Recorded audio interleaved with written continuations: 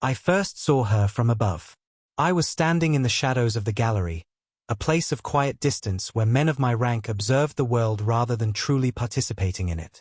Below me, the grand Victorian ballroom was a dizzying swirl of silk, diamonds, and the practiced music of the orchestra. It was a place where reputations were built on a single nod and destroyed by a missed step. To the others, this was a night of celebration. To me, Lord Percival Ashdown, it was a night of heavy expectations. My life had already been mapped out by others, written in the polite ink of respectable arrangements and ancient titles. But then, my gaze snagged on a figure near the musicians. Miss Isolde Maraven stood there, looking entirely out of place in her stillness. She wasn't the most radiant woman in the room, nor was she draped in the heaviest jewels. Yet, I found it impossible to look away. While every other debutante performed a carefully rehearsed dance of smiles and fanflicks, Isolde simply existed. There was something unguarded in her posture, an air of quiet life that felt like a sudden, sharp breath of air in a suffocating room. In a season where every movement was a calculation, her sincerity felt like a dangerous disruption. I felt a strange, cold shiver of dread crawl up my spine. Why did I feel so threatened by a woman I had never even spoken to? I knew right then that watching her was a mistake, but I couldn't stop. As the night wore on, I realized that Isolde was not like the others. Most women in the ballroom moved like clockwork dolls, performing for the men they hoped would offer them a future. Isolde, however, seemed to be observing us just as I was observing her. She wasn't seeking attention. She was simply present. She spoke to the elderly dowagers with the same gentle respect she gave to the servants handing out champagne. There was a terrifying honesty in her eyes that made me feel like my own polished mask was starting to crack. Society hates what it cannot control, and sincerity is the most uncontrollable thing of all. I wasn't the only one watching. I noticed the way the older women whispered behind their lace fans when she passed. They sensed the danger too. She was a mirror, reflecting the falseness of everything we stood for. I should have turned away and gone back to the table where my family waited, but I remained anchored to the railing of the gallery. I felt a magnetic pull toward her that defied logic. I was a man of duty, a man with a legacy to uphold. Yet I was becoming obsessed with a woman who didn't even know my name. The silence of the gallery felt heavy around me as I wondered what would happen if I dared to step down and meet her. Just as I moved to leave, I felt a hand on my shoulder. My mother had caught me staring. "Percival, you are hiding." My mother, Lady Verena Ashdown, said softly. Her voice was like silk wrapped around a blade. She didn't look at the gallery floor. She looked directly at the ballroom below, her eyes scanning for the alliances she had spent years building. "Our family name is a fragile thing, my son. It requires constant care and the right connections. You know what is expected of you this season." She didn't have to say the name aloud. We both knew she was talking about the merger of our estates through my marriage. The stakes were crystal clear. My inheritance and the survival of our household depended on me following the path she had laid out. "I understand my duty, Mother," I replied, my voice sounding flat and hollow even to my own ears. But as I said the words, I felt a flicker of resistance in my chest. It was a small, stubborn flame that hadn't been there an hour ago. My mother patted my arm, her touch cold. "Good. We cannot afford any distractions. Respectability is our only shield against the world." She walked away, leaving me with the weight of centuries of tradition pressing down on my shoulders. I looked back down at Isolde. She was laughing now, a genuine, warm sound that reached all the way up to the gallery. My duty felt like a prison cell, and she looked like the key. I finally descended the stairs and made my way toward the refreshment table. Standing there was Lady Calpurnia Renford, the woman my mother intended for me to marry. Calpurnia was the definition of Victorian perfection. Her hair was coiled in an intricate, golden crown, and her dress was a masterpiece of emerald silk. She looked at me with a calm, knowing smile. "You spent a long time in the gallery, Percival," she said. Her voice was steady, but there was a sharp edge to her gaze that suggested she had seen exactly where my eyes had been wandering. The social tension between us was thick. Calpurnia didn't look angry. She looked like an architect who had noticed a crack in a building. She was a woman who understood power and how to keep it. I was merely taking in the view, I told her, trying to keep my voice casual. She tilted her head, her emerald earrings catching the light. The view near the musicians is quite unique this year, wouldn't you agree? My heart hammered against my ribs. She knew. She was letting me know that nothing escaped her notice. Calpurnia wasn't just a bride. She was a guardian of the status quo. Her reaction was unreadable, which made her far more dangerous than if she had simply made a scene. I realized then that my fascination with Isolde was already becoming a public liability. Despite the warnings, I found myself walking toward the musicians later that evening. I didn't plan it, but my feet seemed to move on their own. Isolde was standing alone for a moment, adjusting a small lace glove. When I approached her, she didn't look startled or overly impressed by my title. She simply looked up and smiled. "The music is wonderful tonight, isn't it?" she asked. It was the most ordinary question, yet it felt revolutionary. No one in this room ever spoke about the music. They only spoke about who was listening to it. "It is," I managed to say. Up close, her eyes were a soft, intelligent brown. I felt an unexpected emotional ease as we began to talk. She didn't ask me about my holdings or my family's history. She talked about the books she liked and the way the moonlight hit the garden outside. For the first time in my life, I wasn't being measured for my worth. I was just a man talking to a woman. The ease of our conversation was terrifying. I was supposed to be a lord, a figure of authority and distance, but with her, I felt like a human being. She had no idea of the effect she was having on me, nor did she know that every person in the room was now staring at the back of my head. I was breaking the rules of the season with every second I stayed by her side. Our conversation flowed like a river that had finally found its path. We talked for what felt like minutes but was likely much longer. Isolde had a way of looking at the world that made everything seem new. She wasn't cynical or tired like the rest of us. She was sincere, and in her presence, I found myself becoming sincere too. I told her things I had never told my mother, about my love for the sea and my secret desire to travel beyond the borders of our polite society. It was a forbidden comfort, a warmth I hadn't known I was missing. "You have a very serious face, Lord Ashton," she said with a tiny, playful smirk. "I think you spend too much time thinking about what you should do." I laughed, and the sound felt strange coming from my throat. It was a moment of pure, unguarded joy. But then, the air in the room seemed to turn cold. I looked over Isolde's shoulder and saw Calpurnia standing a few yards away. She wasn't dancing. She wasn't talking. She was simply standing there, her emerald dress shimmering like a serpent's scales, watching us with a cold, analytical intensity. The joy vanished instantly, replaced by a sickening realization of what I was risking. Calpurnia hadn't just witnessed a conversation. She had witnessed a betrayal of the plan. Calpurnia didn't wait long to make her move. As soon as I stepped away from Isolde, she was by my side, her hand slipping into the crook of my arm like a velvet shackle. "She is charming in a very rustic way," Calpurnia whispered. Her civility was a mask for a deep, simmering hostility. But charming girls often find themselves at the center of very ugly stories, Percival. I would hate for your name to be dragged into something so common. Her threat was subtle but unmistakable. She was reminding me that she had the power to start the very rumors that would destroy Isolde. I felt a surge of anger, but I had to swallow it. In our world, an emotional outburst was a sign of weakness. "Miss Maraven is a guest of the house, Calpurnia," I said, my voice stiff. "She deserves respect." Calpurnia let out a soft, chilling laugh. "Respect is earned through obedience to our circles. She is a disruption, and disruptions are always removed." As she led me back toward the center of the room, I began to understand the true consequences of my actions. I wasn't just flirting. I was starting a war. Calpurnia and my mother were the generals of respectability, and they were already moving their pieces to crush the girl who had made me laugh.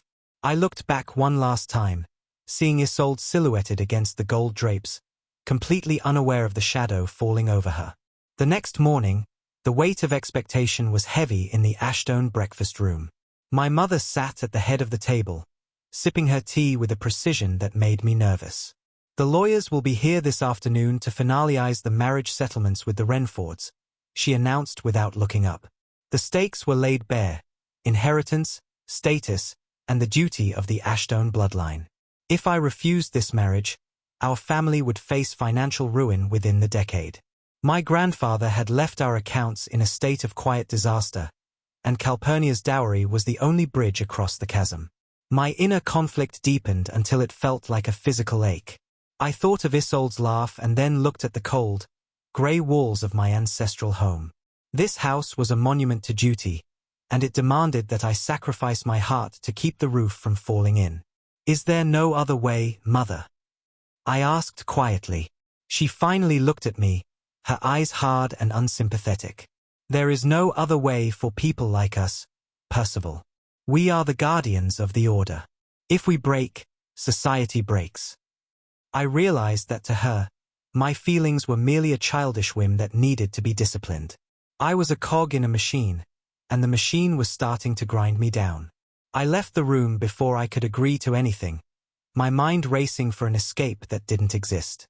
By the time the sun set that day, the whisper campaign had already begun. I heard it at the club, and I saw it in the way the servants whispered in the hallways. It was a surgical strike against Isolde's reputation. People were saying she was a social climber, that she had a troubled past in the countryside, and that her sincerity was nothing more than a calculated act to ensnare a lord. The rumors were ridiculous, but in the Victorian season, a rumor didn't have to be true to be lethal. It only had to be interesting.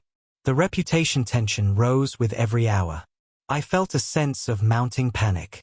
Who had initiated it? Was it Calpurnia, marking her territory? Or was it my mother, cleaning up a mess before it could stain the family name? I suspected both. They were working in tandem to make Isolde a social pariah so that I would have no choice but to return to the respectable path. The cruelty of it made my blood boil. Isolde was being punished for my curiosity. I wanted to go to her, to defend her, but I knew that any public association would only fuel the fire. I was trapped in a room of mirrors, and every move I made was being distorted into something ugly. The next ballroom event was a nightmare. I watched from the sidelines as Isolde entered the room. The change was immediate. Where there had been warmth and curiosity before, there was now a wall of cold shoulders. People literally turned their backs as she walked past.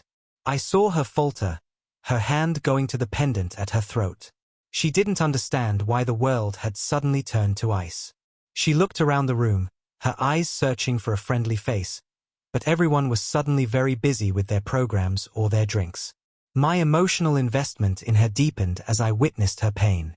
She wasn't a performer, so she didn't know how to hide the hurt.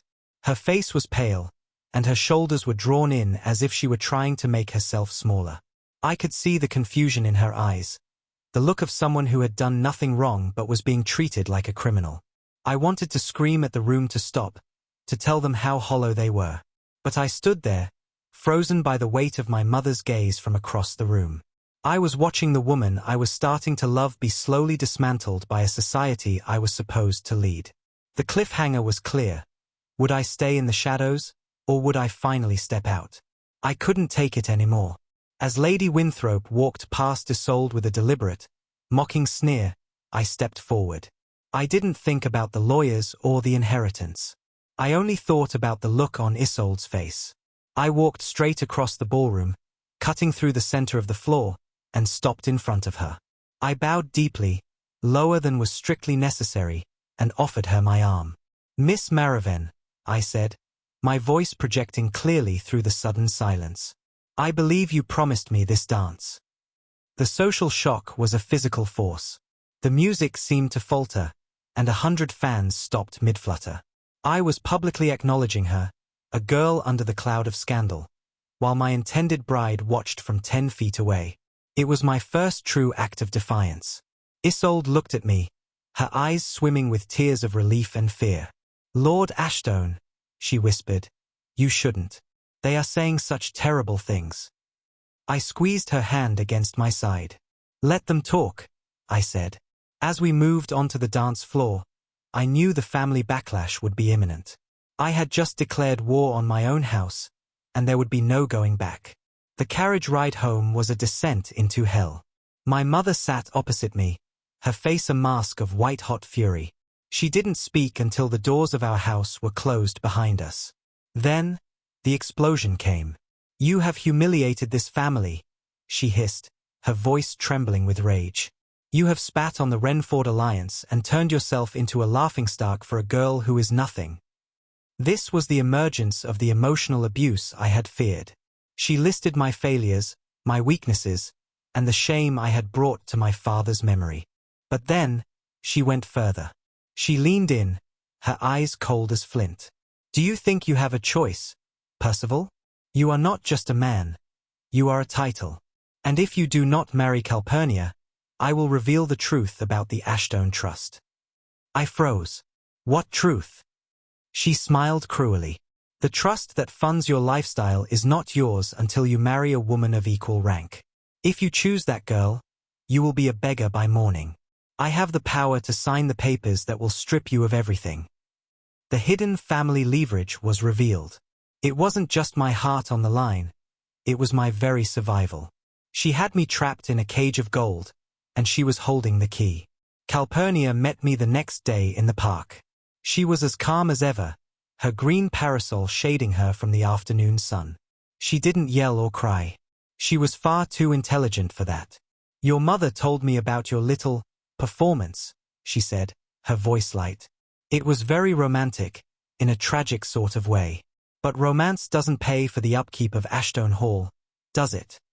She sat on a stone bench, looking like a queen surveying her kingdom. Calpurnia's strategy was dangerous because it was so rational. "I don't mind if you have a fascination with her, Percival," she continued. "Men have their diversions. But the marriage will happen. I have already told the newspapers the date. If you back out now, you will not only be poor, but you will be the man who broke a Renford's heart. My father will ensure you never hold a position in this city again." She held decisive power over my social and financial life.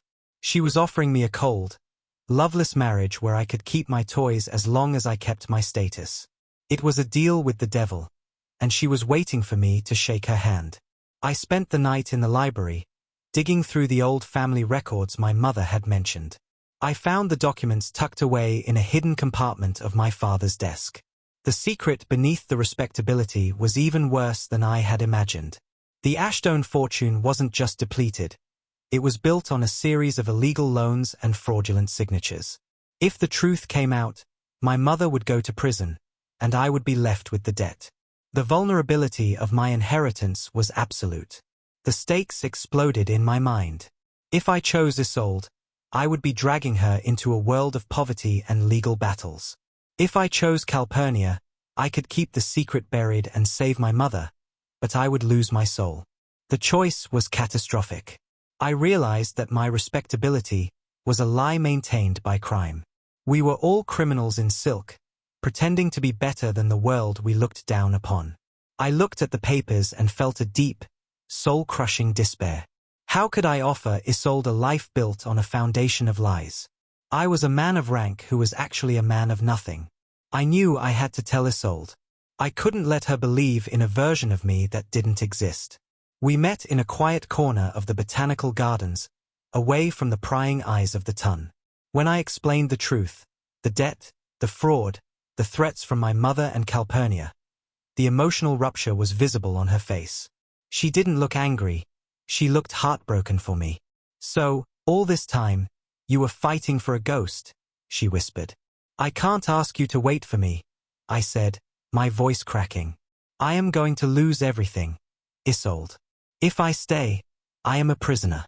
If I leave, I am a pauper. Either way, I am not the man you deserve." I waited for her to turn away, to realize that the lord she had liked was just a bankrupt fraud. I expected her to withdraw, to save her own reputation before it was too late. I stood there in the humid air of the greenhouse, feeling the walls close in, waiting for the final blow that would end our brief, beautiful connection. But Isolde didn't withdraw. Instead, She stepped closer and took my hands in hers. Her dignity was a quiet, powerful force. "Do you think I care about the title, Percival? Do you think I care about the hall?" she asked.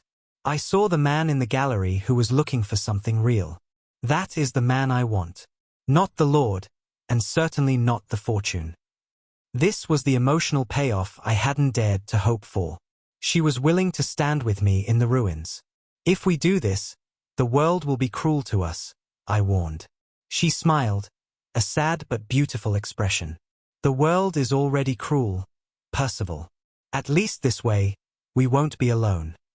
My resolve solidified in that moment. I would rather be a beggar with her than a king with Calpurnia. The fear that had paralyzed me for weeks finally began to lift. I wasn't just choosing a woman. I was choosing a life of truth. We made a pact right there, among the exotic ferns and the damp earth. We would face the season's end together, no matter the cost. My resolve was set, and the path forward was clear, even if it led off a cliff. The news of our continued association spread like wildfire. Society tightened its grip, closing ranks against us. My mother refused to see me, and Calpurnia began a new, more aggressive campaign to isolate us. Every door in the city was slammed in our faces. We were uninvited from every ball, and even the merchants began to refuse our credit.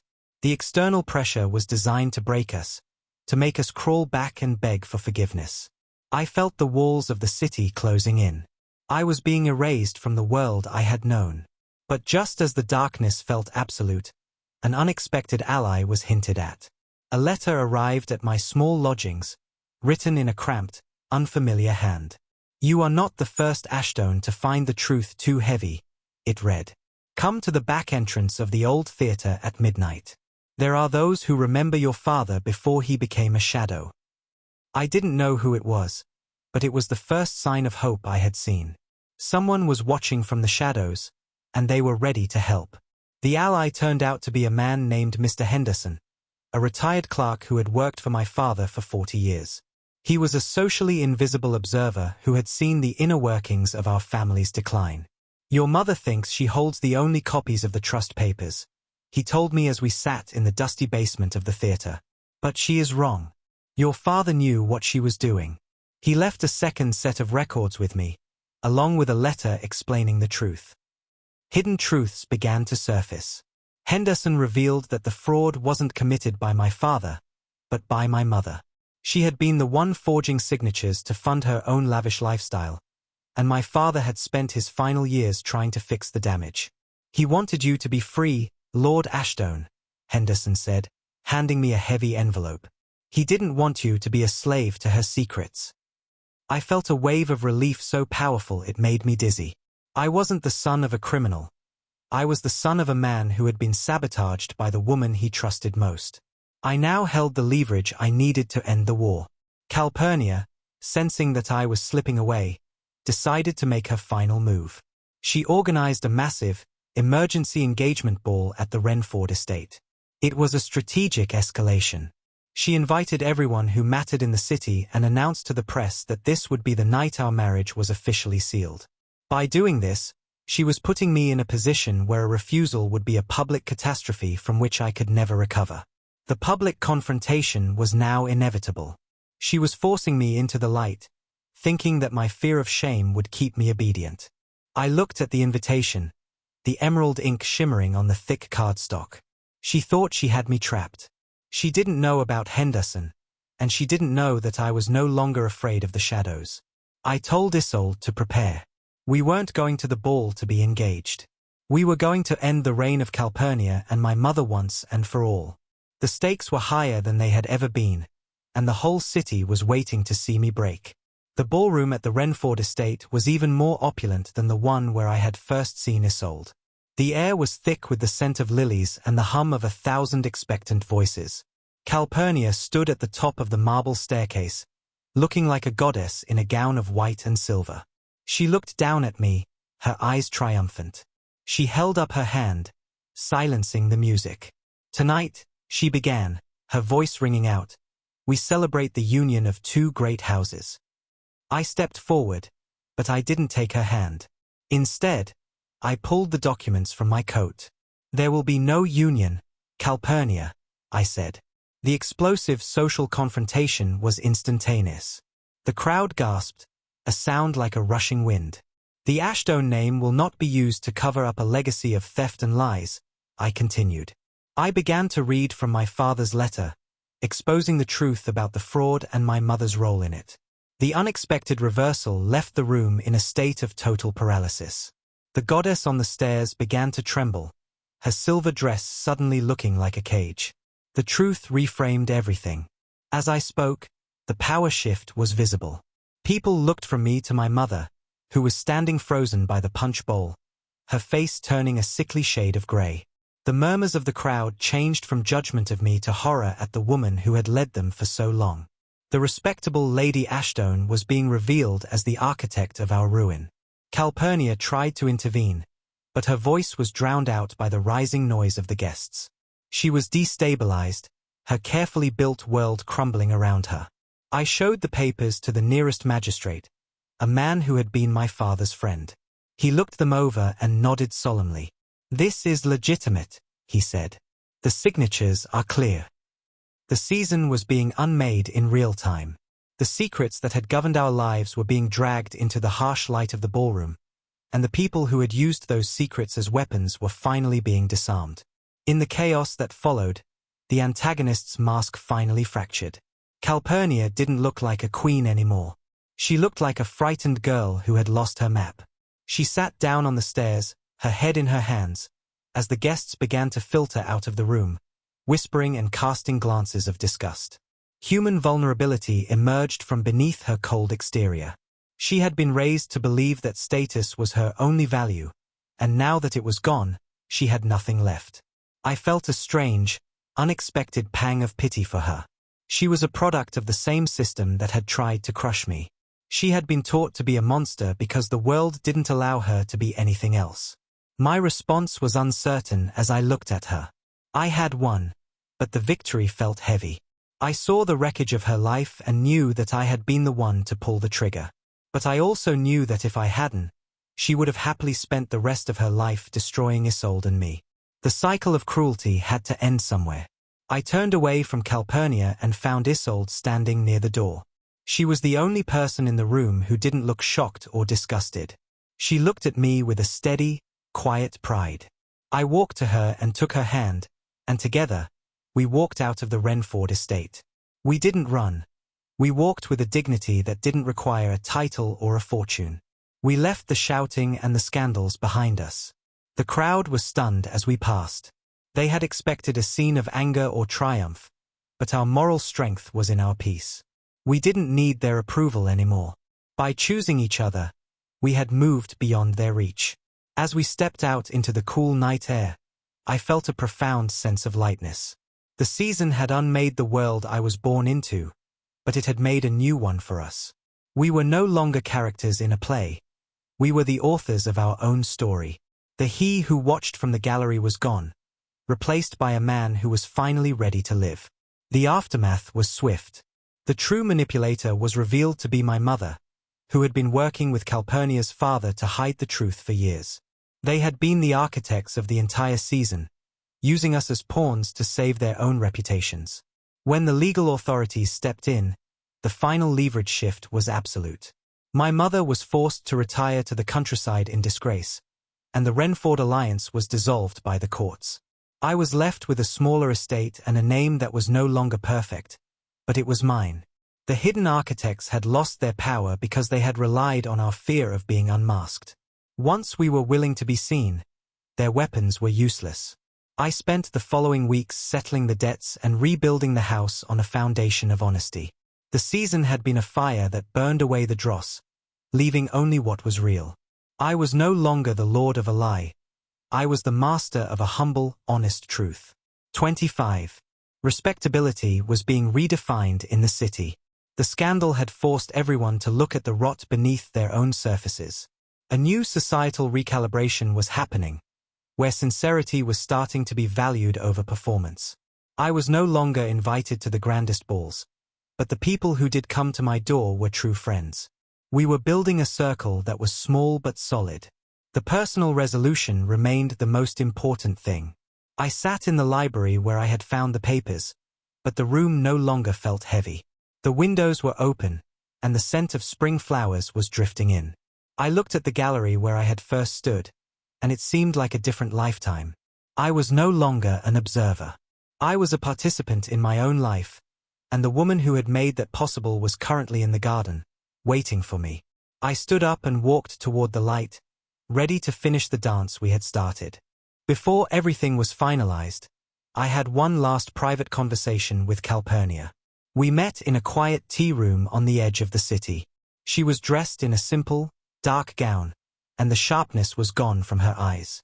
We spoke with a raw honesty that would have been impossible a month ago.